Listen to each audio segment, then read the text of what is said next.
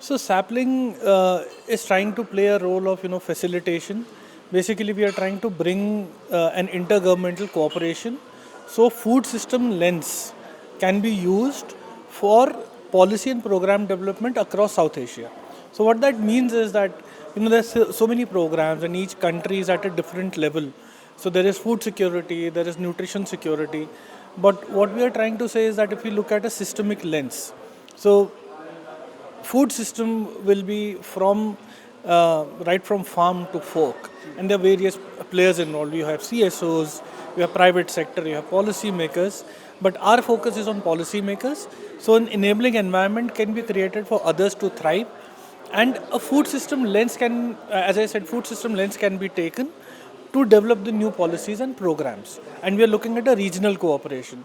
So, India is at a different level. Sri Lanka is at an economic security level. Bangladesh has the food security level. Nepal is more concerned about the trade security. So, we are trying to bring kind of a consensus on how this food system lens can really be adopted. You just said that you will be playing as a policymaker with a policymaker, so you have to collaborate with government. Yes. How easy you see that to collaborate with government of different countries? So that's a good question. So what I said during my opening statement is that it's extremely difficult. So we don't see it as easy. What we see is that if we are able to really come up with something that all countries find useful, and they see a value that Sapling is bringing in, that's when they will agree to cooperate. So to find that holy grail, or to find that dig and you find that gold somewhere, we are looking for that one anchor point around which the governments can actually rally. It's a very difficult play. What can be done in order to make it easy? What can be done to make it easy? What will you expect from the government? So, as a start, we expect the governments to actually appreciate the food systems lens, because it's not a pure play nutrition lens. So, nutrition is more about consumption only, whereas food system takes a more holistic approach. So, that's one.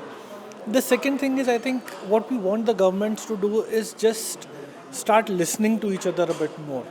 That's why the convening. So the convening is not a place for action.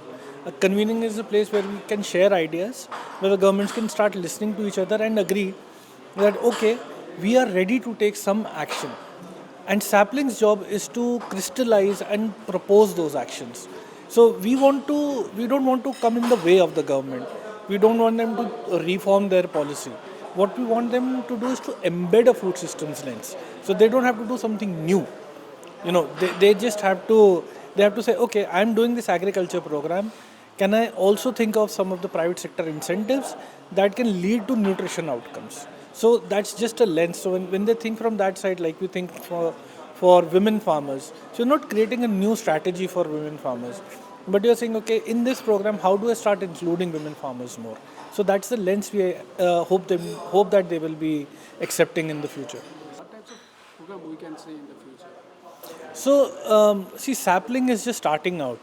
It started in 2019, and then we all know the global pandemic hit. So, whatever objectives we had back then are being revitalized now. So, from a sapling perspective, what you will see is more of government collaboration coming in, and a sharper focus on post-harvest losses, climate smart food system, and food safety.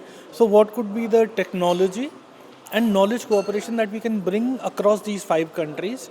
You'll see more sharpened conversations towards that, and also some action which will be country led. Thank you. Yeah, thank you.